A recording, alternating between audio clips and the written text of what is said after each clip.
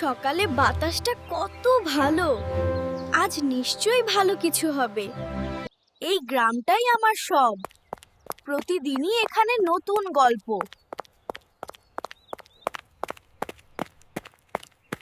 এটা এখানে কেন? তুমি তো একা পড়ে আছো। ভয় পেও না। আমি আছি।